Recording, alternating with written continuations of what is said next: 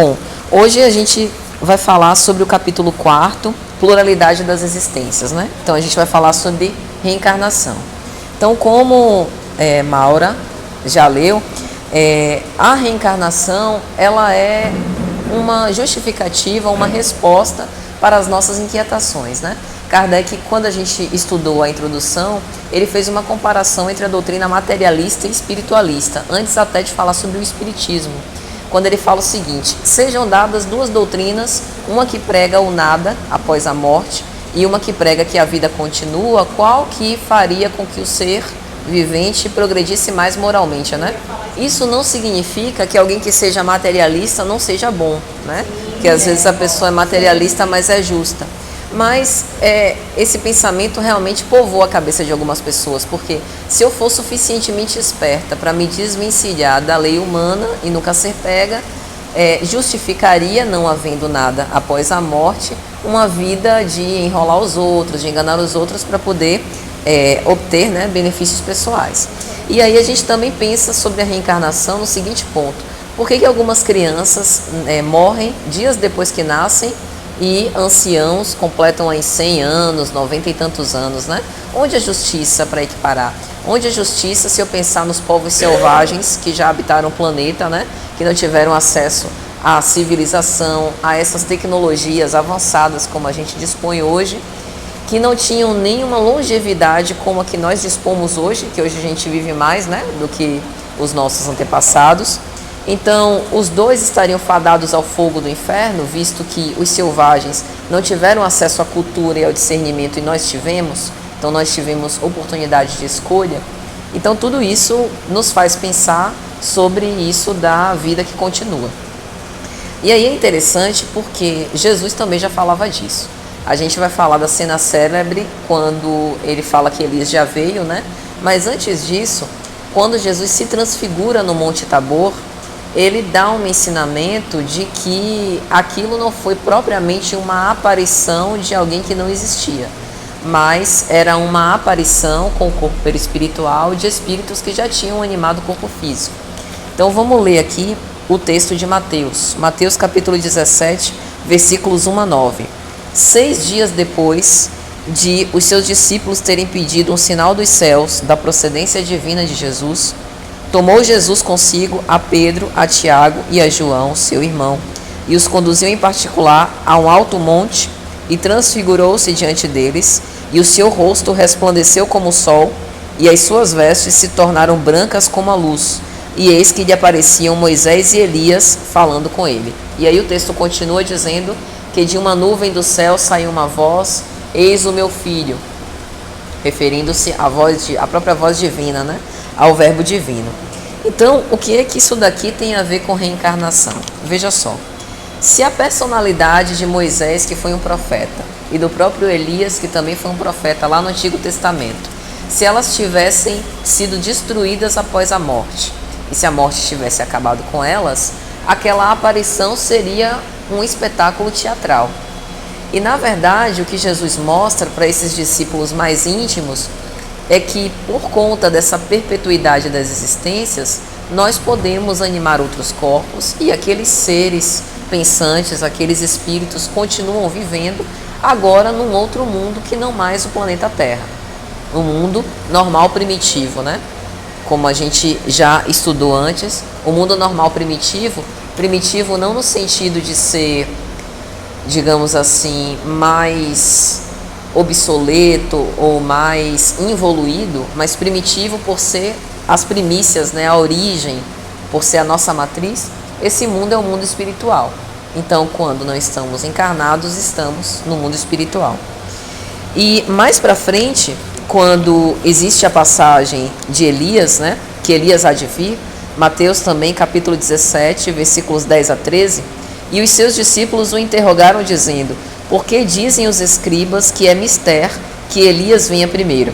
Falando de uma revelação de Malaquias. Eis que vos enviarei o profeta Elias antes que venha o grande e terrível dia do Senhor. Ou seja, no Antigo Testamento acreditava-se que antes que viesse o Messias, Elias voltaria. É por isso também que os fariseus, os judeus, tinham tanta dificuldade de reconhecer em Jesus a sua procedência divina e que ele era o Messias, porque eles aguardavam por esse sinal. Alguns judeus ainda aguardam a vinda do Messias, né? Justamente por conta disso. E aí Jesus respondendo disse-lhes: em verdade, Elias virá primeiro e restaurará todas as coisas. Mas digo-vos que Elias já veio e não o conheceram, mas fizeram-lhe tudo o que quiseram, assim como também farão padecer o Filho do Homem. Então Jesus não apenas falava, né, de João Batista, que mais tarde Mateus vai anotar que ele falava de João Batista, como também já fazia uma predição. Aqui ele diz que assim como as pessoas maltrataram e não compreenderam os ensinamentos que João Batista, que foi o precursor do Cristo, trouxe, também não compreenderiam a mensagem de Jesus e também fariam tudo o que quereriam com ele, no caso levando-o à crucificação. João Batista não foi crucificado, mas foi degolado a pedido de Herodes Antipas. Tem uma obra de Amélia Rodrigues em que ela narra com detalhes isso, primícias do reino. Tem um capítulo em que ela vai descrever como foi essa morte, né? Esse sacrifício de João Batista. Ele estava preso já, se eu não me engano, há 8 meses, no alto de um monte onde Herodes estava, e por conta da influência de sua amante, ele pede a cabeça, e a cabeça é levada numa bandeja para ele, de João Batista. Porque João Batista tinha esse temperamento impetuoso, né? Porque como ele tinha esse temperamento de extrema justiça, disciplinar, ele andava espalhando esse adultério, né? Por conta do reino, e aquilo acabava difamando, né, as pessoas que estavam mais próximas dele. Então, por conta disso, ele pede. E isso nos faz lembrar que no próprio Antigo Testamento, a gente vê que o profeta Elias, numa revolução que houve no Monte Carmelo com os profetas de Baal, ele degola os profetas de Baal. E a gente pensa, aquele que matou pela espada perecerá pela espada, mas até pela solidariedade das reencarnações, a gente percebe que entre Elias profeta e Elias João Batista, houveram aí várias existências que a gente não conhece. Então ele provavelmente reencarnou inúmeras vezes e teve a oportunidade de, digamos assim, adoçar esse temperamento. Mas a época de Jesus, como João Batista, ainda conservava esse extremo rigor, né? Que a gente sabe também que é uma característica pessoal que precisa ser burilada ao longo do tempo. O próprio Simão Pedro, embora não tivesse esse rigor, mas ele tinha aquele temperamento impulsivo, intempestivo, que ele soube amaciar, né? Soube doutrinar ao longo do tempo. Então, assim, a gente vê que as reencarnações elas são solidárias. E por conta dessa pluralidade das existências, nós temos quantas chances forem necessárias para que a gente possa alcançar o nosso aperfeiçoamento. Mas isso de ter muitas chances não significa que nós temos todo o tempo do mundo, né? É importante que a gente se preocupe de fazer o nosso melhor desde o tempo presente, com o objetivo da gente progredir mais rápido, porque a pressa é nossa. E aí a gente já discutiu antes o porquê dessa necessidade de uma vida material. Porque em uma das questões, Kardec vai dizer que a reencarnação é como uma expiação para o espírito, no sentido em que a gente não pode optar não vir. A gente tem que vir. A gente pode, devido a algumas conquistas que já tenhamos, escolher o gênero de provas, pedir por pais, digamos, mais compreensivos que possam nos acolher. A gente pode optar ou até sugerir algumas mudanças no nosso corpo, que a gente vai se internar, mas isso quando a gente tem opção de ainda conservar essa posse do livre-arbítrio. Mas tem condições que a gente reencarna de forma compulsória e tem que vir da forma como a lei estabelece. Mas a gente já falou sobre a necessidade de ter que vir. A gente não poderia continuar no mundo espiritual, evoluindo lá, aprendendo lá, né? Vivendo soltinho lá. Por que que tem que voltar para um planeta como o nosso de provas e expiações? E aí a gente pode pensar sobre como é a vida no mundo espiritual. No mundo espiritual, nós não temos propriamente uma personalidade, nós não temos nenhum sexo, no sentido de sexo masculino e feminino, porque nós não temos um corpo. E o nosso passado, ele não está completamente descortinado. A gente sabe que depende, né? O nosso grau de lucidez e de reconhecimento depende da nossa evolução espiritual, depende de uma série de circunstâncias. Mas a gente sabe que o esquecimento do passado, que é essa bênção, quando a gente reencarna, a gente não dispõe. Porque o corpo nos vela, nos tolda. Então aqui encarnados nós estamos um tanto quanto escondidos.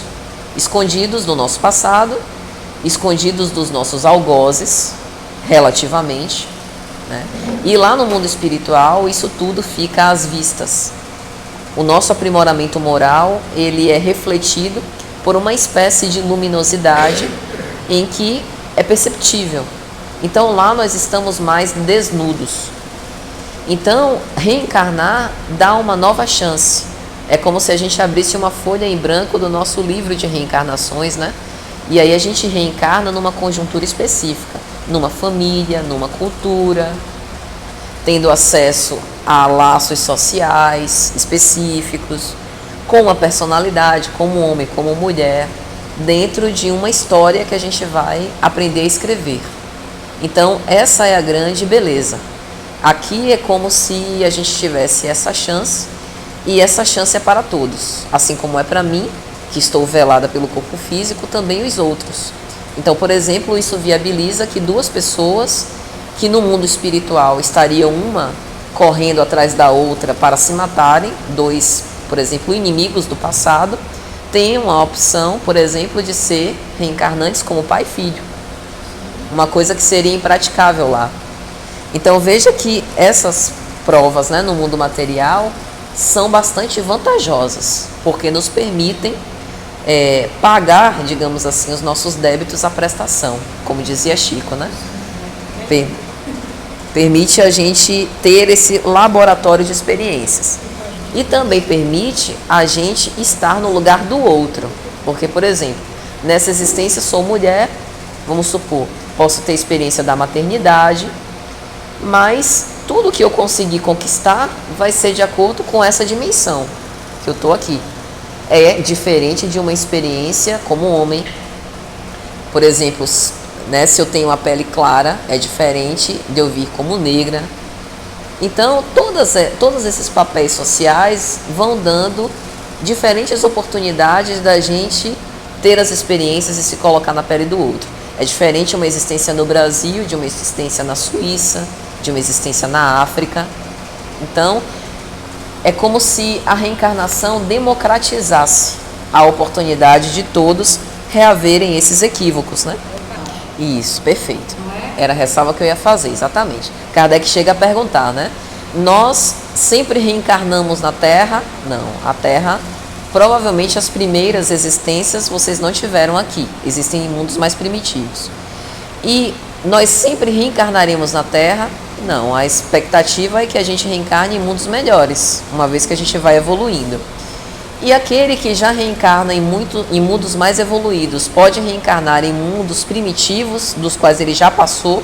Pode, a título de missão, que vai fazer com que a gente progrida ainda mais. Então, essa ideia de que a gente não retrograda é uma ideia que tem consonância com a evolução, com a lei de progresso, né? Senão seria um atraso de vida, né? Então, ainda que a gente ache que não esteja evoluindo muito, que esteja retrogradando, por exemplo, é comum a gente pensar, né? Poxa, eu achei que eu já tinha conquistado a paciência, mas eu perdi a cabeça com uma determinada pessoa. A gente pode perder conquistas? Não dá para perder conquistas. Na verdade, a gente achava que já tinha sido suficientemente provado na paciência. Aí chegou um cristão com aquele último testemunho e nos fez ver que a gente realmente ainda não é paciente, ainda falta um pouco. Então isso é o máximo que pode acontecer, né? Da gente ter essa noção. A caridade moral, né? Sem dúvida. Não. Tudo depende da função que você exerce nesse mundo, das experiências que você tem. Vamos supor que você, com as conquistas que você teve, Você vai pegar todo esse patrimônio intelectual e até emocional, de inteligência emocional, e vai ensinar aqueles que estão mais evoluídos do que você nesse novo mundo, mais atrasados. Exato. Porque tem que saber pedir, né? Porque o saber pedir, ele vai fazer aquele pedido quando ele já tem discernimento para que ele possa crescer mais. E não para ser mais vaidoso. Porque a prova da beleza é uma prova difícil. A gente acha ótimo, né? Nossa, queria ser Gisele Bündchen. Mas pense a quantidade de mentes sobre aquela mulher. Né? Tanto admirando, né? Torcendo por ela para que ela seja bem sucedida, porque tem pessoas assim, quanto para o outro lado. Então é uma prova difícil dela se envaidecer. Então assim, a título de missão é possível. E em geral, a título de missão, o espírito escolhe. Eu escolho, como Bezerra de Menezes, que poderia ter experiências em mundos mais bem-aventurados do que o nosso, e escolhe permanecer junto à crosta para estimular aqueles nessa era de regeneração. Não. Você pode desejar, você pode querer, e isso será levado em conta. Mas entenda que o mundo é um laboratório que te abriga se você estiver capacitado para ali estar. Não adiantaria, por exemplo, pegar um bebê e jogar num laboratório de física. Ele ia quebrar tudo, ia se acidentar e não ia dar certo. Ele é melhor estar numa brinquedoteca. Ali ele está seguro e ele vai poder aprender com os brinquedos que estão ali. A mesma coisa para nós. É lógico que nós desejaríamos estar nos mundos celestes, mas nós nem nos ambientaríamos com esse tipo de mundo, porque a começar com a vestidura, com o perispírito, seria tão sutil e nós ainda conservamos um perispírito tão mais denso que não tem como a gente se sintonizar. Então a gente vai para o mundo onde a gente consegue progredir. Agora, para aqueles casos que já progrediram muito e decidem ajudar aqueles que ficaram na retaguarda, isso é um pedido possível e que pode ser atendido, sem dúvida. Na obra O Céu e o Inferno, na segunda parte, tem alguns relatos de espíritos, né, que estão em diversas condições, felizes, suicidas. E tem um relato que é da Condessa Paula, de espíritos felizes. Ela foi uma mulher rica na sua última existência, e aí ela narra como ela conseguiu ser bem-sucedida moralmente na existência, né?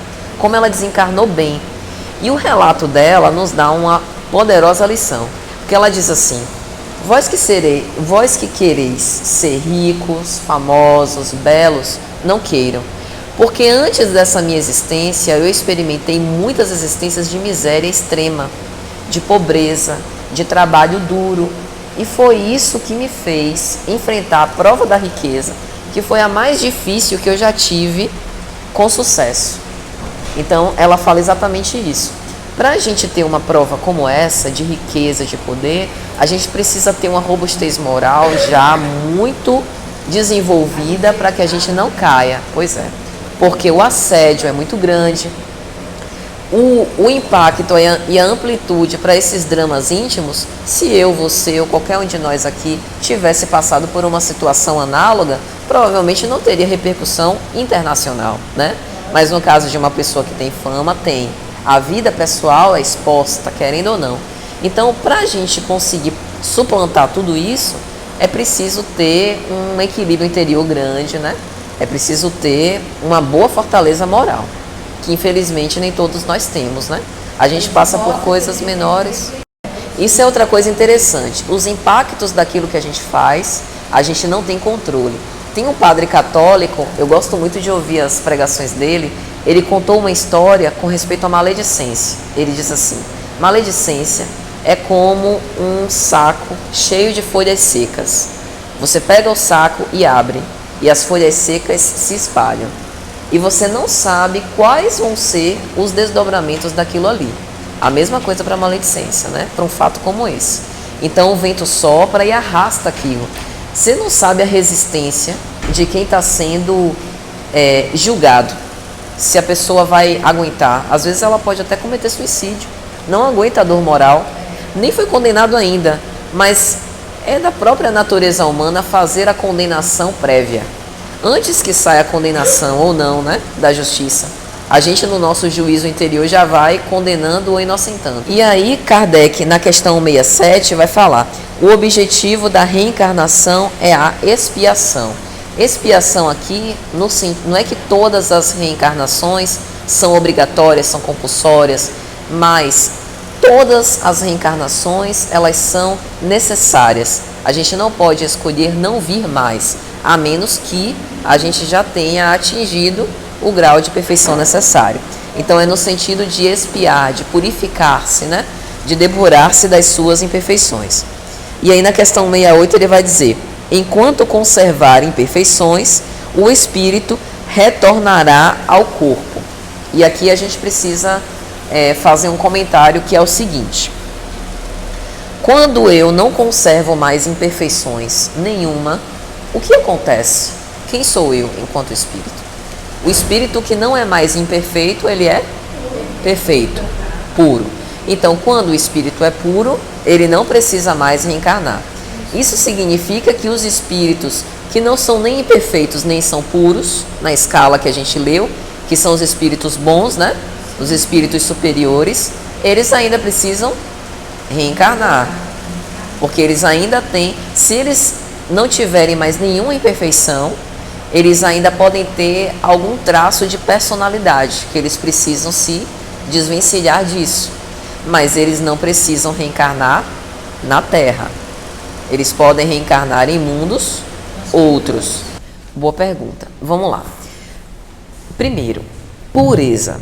A gente sabe que não há um patamar máximo, que a pureza ainda é uma escala. Kardec fala isso em uma das questões, né? Mesmo dentre os espíritos puros, ainda há uma escala praticamente infinita. A hierarquia espiritual, você fala, né? Isso, na hierarquia espiritual. Então, assim, o que nós temos de conhecimento é que esses espíritos bons, que são emissários, que nos vêm, né, que a gente chama de venerando os espíritos, de espíritos superiores, eles ainda não são purificados. Por quê? Porque ainda há um traço de personalidade, que é inclusive a forma como eles são chamados. Outra coisa, há outros Cristos e outros espíritos puros? Com certeza hão. Porque, como a gente já estudou em Gênesis, quando Deus faz a criação, ele conta com outras mãos. E aí a gente na época interpretou que essas outras mãos são os anjos, que como médiuns de Deus, porque vêm a Deus, refletem a sua vontade e ajudam, cocriando os mundos. Mas a gente não tem muitas informações sobre isso. E se a gente for pensar, a gente ainda está um pouco longe desse tipo de vivência para até poder compreender. Porque a gente poderia até elucubrar, né? Poxa, mas vamos pensar aqui como seria o dia a dia de um Cristo numa esfera celeste. É difícil da gente imaginar. Eu acho que a gente ainda não tem nem sentidos suficientes, não é nem capacidade intelectual, é sentidos para compreender o que é isso. Porque quando o espírito é puro, ele já não conserva nenhuma imperfeição, nenhuma personalidade, então ele é um psiquismo. Como que a gente consegue definir um psiquismo? Né? Aí tem as analogias, principalmente que Emmanuel faz. Ele é um sol de excelentíssima grandeza, um sol mais poderoso, mais potente do que o nosso, né? Que se espraia. Então ele vai colocando assim essas analogias para a gente poder tentar chegar próximo de Deus, porque a gente ainda não consegue entender Deus. A gente consegue fazer uma ideia por conta dos seus atributos, do que Deus não pode deixar de ser, como a gente viu logo no começo do livro. Mas a gente ainda não consegue. Deus vai se revelando. Não é a gente quem vê, Deus vai se revelando. Então Deus se revelou pela lei de Moisés, Deus se revelou pelos ensinamentos de Jesus e se revelou pela doutrina espírita. Mas o que é exatamente a gente não consegue colocar numa caixinha, isso aqui é Deus. Não dá para definir, porque ainda nos falta esse sentido. Então, Kardec vai dizer na questão 170, após a sua última encarnação, ele é puro. Mas a última encarnação não é neste mundo. em todos os mundos, né? Então por isso que a gente fez esse preâmbulo com os espíritos superiores ou bons que não reencarnam mais aqui, mas reencarnam em outros mundos. O que é que esses espíritos bons fazem nos outros mundos? Como é o dia a dia deles? Nem isso é difícil, até isso é difícil da gente conceber, né? Na obra Renúncia, logo no primeiro capítulo, né, que ele fala sobre Alcione, ele dá algum detalhe assim, dizendo que Alcione iria, se ela não reencarnasse na Terra por missão, que ela iria se encarregar de estudos da arte, da música sublime. Veja que coisa. O que é a música sublime? Eu conheço a música terrena. A sublime, né? Tem algumas composições que a gente acha sublime. Pois é, que deve tocar. Eu acredito que estes grandes intérpretes da música erudita possivelmente foram médiuns dessa música sublime, mas que a gente ainda está longe de entender o que é, né? Podia ser alguma coisa talvez perto de angelical? Não. Sim, poderia. Mas o que é exatamente? Seria, sei lá, Nona Sinfonia de Beethoven? O que seria a música sublime? Alguma das músicas terrenas é uma cópia imperfeita dessa música sublime? Mas deixa quieto. Agora eu interrompo o que ela falou. De ter que reencarnar na Terra, não mais. Mas, por amor, eles permanecem conosco, né? Nos incentivando e nos Então, no caso, como ela perguntou, são espíritos superiores. Ao que temos notícia. Porque como a gente falou, a gente não tem um medidor, né, de evolução para poder dizer com certeza é assim. Enquanto a gente não atinge a pureza, a reencarnação é necessária, obrigatória, né? E assim, se a gente for parar para pensar, pense em Chico, um homem que passou a vida inteira dedicado ao trabalho, ajudando. Ele dormia 4 horas, quando dormia muito. Não sei como ele aguentava. Pois é. Direcionou todos os seus potenciais, inclusive de libido, para as boas obras. Não se casou, não constituiu família, tudo em prol do exercício da sua mediunidade para os outros. Será que ele mesmo, a gente consegue, né, pensar assim, dele ter escolhido ficar lá quietinho descansando? Não parece ter muito a ver com Chico, né? E assim, fazer o bem incomoda. Assim como fazer o bem faz o bem, né? Como ela falou, de você dar os recursos para manter aquela pessoa no corpo físico, dar esperança para ela continuar com as provas. Isso também mexe com a tarefa das trevas que querem, para a maioria de nós, que a gente se dê mal e que a gente não progrida, né? E só que nós temos resistências, nós temos uma espiritualidade, o bem prepondera que nos protege, né? Então, isso, ao contrário de nos desestimular e de nos afastar do bem, é para nos encorajar para que a gente continue com mais coragem. Mas a gente se lembrando que o próprio Jesus disse: sereis perseguidos por amor ao meu nome. Então, essa perseguição inclui, né, esse tipo de coisa. A colega falou. Então, de acordo com Kardec, essa justiça da reencarnação faz com que a gente tenha essas oportunidades de aquilo que a gente não conseguiu completar numa existência, completar numa próxima. E aí, o próximo item, ele fala sobre encarnação nos diferentes mundos, quando ele vai dizer o seguinte: as nossas diferentes existências corporais não se passam apenas na Terra, mas sim nos diferentes mundos. Então, no capítulo 3º de O Evangelho, Kardec aborda ali os diversos mundos, né? Os mundos primitivos, os mundos de provas e expiações, e assim sucessivamente. Então, cada mundo nos dá elementos para essas experiências, né? A gente está no laboratório necessário para que a gente possa aprender uma determinada quantidade de lições. E assim que a gente superar essas lições, a gente pode ter a nossa experiência em esferas melhores. E aí tem uma pergunta: por que permanecer como espírito é estacionar? Vamos pensar. Porque lá a gente também aprende, né? Lá a gente também tem a oportunidade de continuar crescendo, de conviver com outras pessoas. Por que é estacionar? Porque os espíritos dizem isso. Aí eu coloquei aqui 3 casos para a gente analisar. Por exemplo, pense no caso de um sujeito avarento. E aí ele desencarna profundamente avaro, né? Para ele, o que mais era importante eram os bens materiais que ele tinha. E quando ele chega no mundo espiritual, como o retorno para casa não opera milagres em ninguém, ele continua com o mesmo desejo de posse. A diferença é que lá ele não tem mais o tesouro que ele angariou aqui na Terra. Então ele sofre enormemente por conta disso. Aí ele começa a pensar nos herdeiros que ele deixou, que vão tomar conta, passar a mão no tesouro que ele arduamente trabalhou para conquistar. Então, se eu não tiver uma nova experiência, se ele não tiver uma nova vivência no corpo físico, como que ele pode ter a chance de superar essa avareza, né? Então a gente pode pensar, por exemplo, ele poderia reencarnar profundamente pobre, é uma ideia, né? Porque nessa escassez de recursos, ele vai aprender a dar valor a outras coisas, que não o dinheiro.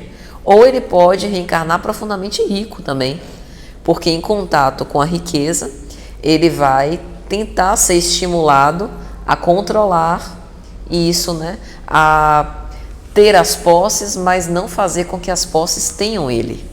Ou até pegar essa sua riqueza e ser altruísta, por exemplo. Exatamente. Bem ao próximo, né? Exato. Que nem a parábola dos talentos, né? Ele pegar aqueles talentos vultosos e multiplicar para outras pessoas. Excelente. Então, sem esse corpo físico, sem essa experiência, seria muito difícil. Provavelmente ele passaria anos e anos naquela ilusão que ele criou para si mesmo no mundo espiritual e estacionaria. Se a gente pensar um outro exemplo, um homem ou uma mulher, tanto faz, um espírito que foi um tirano opressor. Depende. Isso varia a miúde. Pode variar de minutos, bateu lá, voltou, a dezenas de anos. Porque como ele precisa muito. Mas isso não tem necessariamente a ver com o grau de delinquência. Vou dar um exemplo. Pense num homicida de centenas ou até milhares de pessoas. Ele promoveu uma catástrofe coletiva, né? Mandou assassinar, ou ele mesmo assassinou muitas pessoas. O planejamento reencarnatório dessa pessoa pode não ser tão imediato, porque não é tão simples. Se eu falo, por exemplo, de uma pessoa avarenta, é relativamente fácil, porque os débitos com os quais ele precisa se retratar, as pessoas com as quais ele precisa conviver, que ele fez mal, são pessoas que estão ali no círculo familiar. Então é mais fácil de reorganizar. Agora pense numa pessoa como essa, que promoveu a morte de centenas ou milhares de pessoas. São débitos grandes que estão alastrados a uma sociedade, às vezes a um país inteiro. Então o planejamento é um pouco mais complexo. Tipo um homem-bomba, né? Também. Então a necessidade de reencarnar, ela é imperiosa, mas pode variar um pouco. Na maioria das vezes você tem razão, ela é bem rápida, bem simplificada, mas às vezes tem casos mais complexos. Então, na questão 7 e 8, Kardec vai dizer que aqueles que faliram em suas missões ou provas devem recomeçar a existência, estacionam se não tiverem esse esforço íntimo para poder progredir, mas jamais retrogradam, por conta daquilo que a gente já explicou, de que às vezes a gente acha que já teve uma conquista, mas efetivamente não teve. E aí o próximo quesito que a gente vai trabalhar é da transmigração progressiva. Quando Kardec utiliza esse termo, né, que está lá no índice, transmigração, na verdade ele fala sobre esse avanço sistemático que a gente vai tendo. Então, a cada reencarnação a gente vai aprendendo um pouco mais, vai evoluindo um pouco mais nessa escalada moral e vai avançando. E a gente sabe que o avanço intelectual, ele nem sempre segue o avanço moral, né? A gente tem ciência disso. Por quê? Há tantas coisas para que a gente possa evoluir, que aí a gente poderia pensar, será que uma reencarnação só não seria suficiente, né? Para que a gente vivesse todas as experiências e recapitulasse todos os nossos débitos e já saísse daqui perfeito? Seria ótimo, seria bem eficaz, né? Bem eficiente, mas não dá. Por quê? Por uma razão muito simples. Porque numa existência só, a gente não consegue ver a vida por ângulos diferentes. Então, por exemplo, se a gente pensa na vivência do amor, por exemplo, como mulher, eu posso vivenciar ser mãe, então eu posso experimentar o amor maternal, experimento o amor filial aos meus pais, o amor conjugal, mas eu não sei, por exemplo, como é a experiência da paternidade.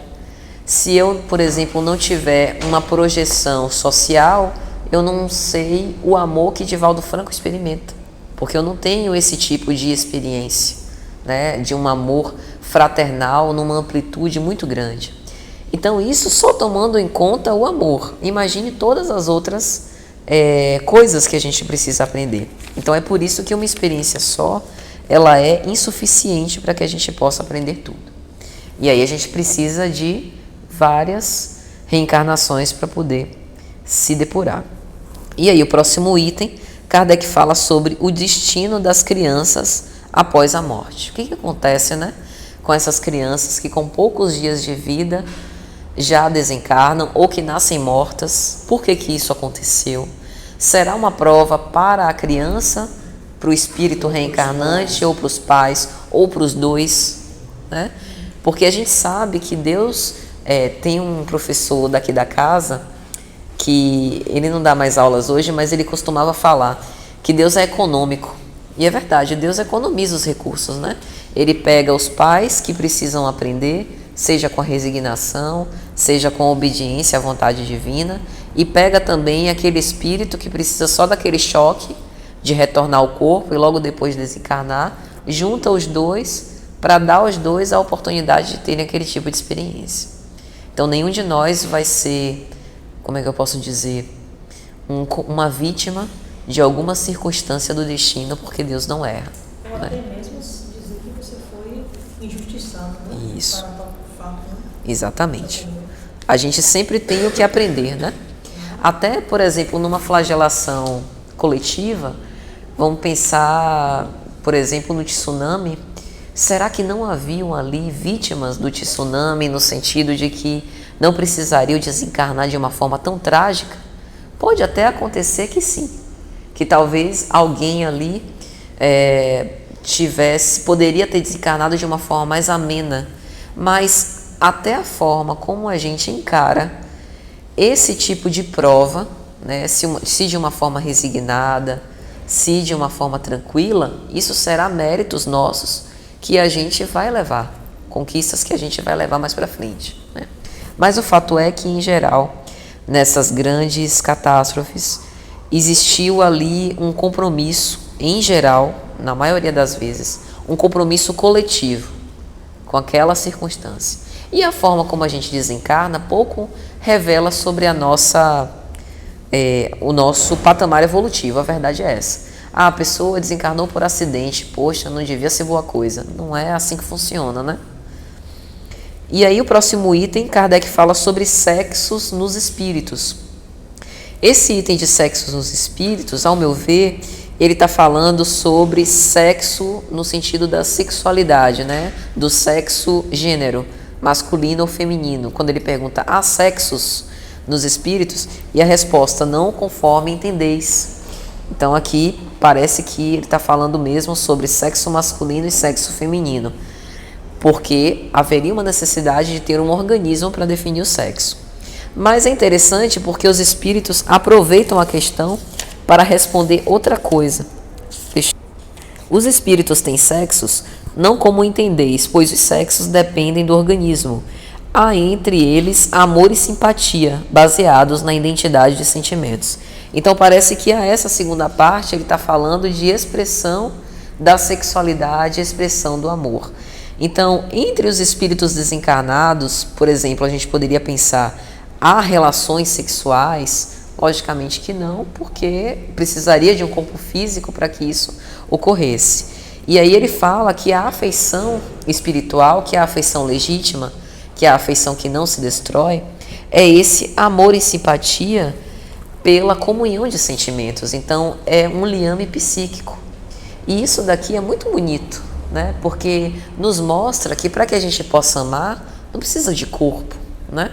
A gente pode amar por uma comunhão de sentimentos que é psíquica, que é espiritual. E aí na questão 202, ele diz: como devem progredir em tudo, cada sexo, esse é um comentário de Kardec, cada posição social lhes oferece provas e deveres especiais, além da oportunidade de adquirir experiência. Então ele está dizendo que quando a gente reencarna como homem, a gente tem uma série de aprendizados, né, nessa experiência masculina, e como mulher também. E que essa inversão de papéis ocorre nas nossas reencarnações e nos faz progredir cada vez mais. E isso é interessante porque coloca abaixo o discurso machista ou feminista, né, de achar que existe um sexo mais importante do que o outro.